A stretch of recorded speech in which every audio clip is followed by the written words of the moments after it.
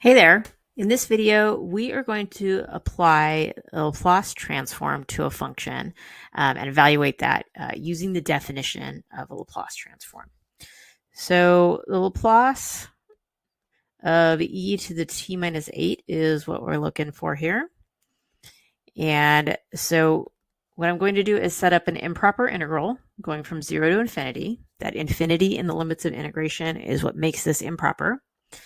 And Laplace tells me to take the given function, e to the t minus 8, and put that in the integral times e to the negative st dt, and evaluate that improper integral.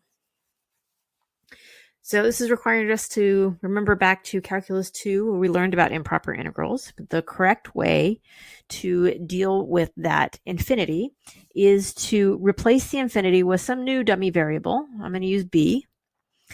And then take the limit as b approaches infinity of this integral.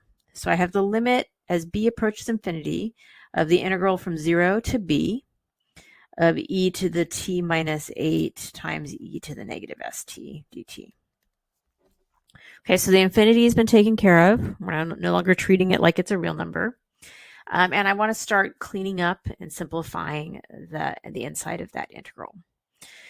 Now, e to the t minus 8, that can be split up using exponent rules to e to the t times e to the negative 8. And the e to the negative 8 is just a constant. So rather than rewrite this, I'm going to clean this up just a little bit. And I'm going to take that e to the negative 8, and I'm going to pull it all the way out in front of even the limit, because there's no b in this. It's just a constant. I can pull it out in front of the whole problem. And now now I have e to the t times e to the negative st, which I can combine into a single exponent. So e to the t times e to the negative st. That is e to the t minus st.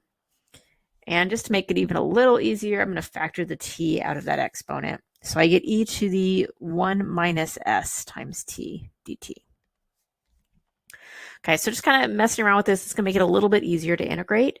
I can use a u substitution for this, where u is equal to that exponent, 1 minus s times t. And so the derivative of that, du, would be equal to just 1 minus s dt, which means that I'm going to have to take and replace dt with du over 1 minus s. Right, now, I'm integrating with respect to t, so an s is a constant here. I can pull that out in front of the integral and the limit as well. So I can write out front e to the negative 8 over 1 minus s times the limit as b approaches infinity of the integral from 0 to b of e to the u du. So I've done my substitutions. I'm not going to touch the limits of integrations. That's just a little complicated to do with an improper integral. I'm just going to reverse the substitution after integrating. Okay, so now I've got e to the negative 8 over 1 minus s times the limit as b approaches infinity. And the integral here is e to the u going from 0 to b. Now I'll reverse that substitution.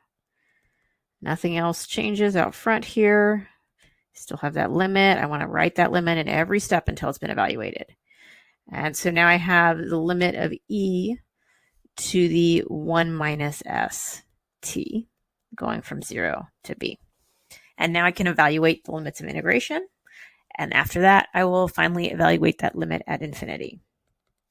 So this is e to the negative 8 over 1 minus s times the limit as b approaches infinity, e to the 1 minus s times b. Okay, remember that the t is the variable in all of this, not the s.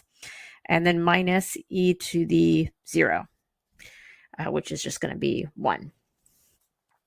Okay, so looking at this limit, e to a power will approach 0 if that power is negative.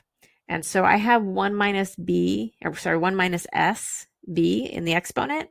And so that exponent will be negative when s is greater than 1, which means that I can say that this term approaches 0 when s is greater than 1. So this is going to approach 0 when S is greater than 1 because that'll make the exponent negative. Okay, and then I just get 1 for the second term. So I've got 0, I get negative 1 for the limit. And so my answer is going to be negative e to the negative 8 over 1 minus s, where s is greater than 0.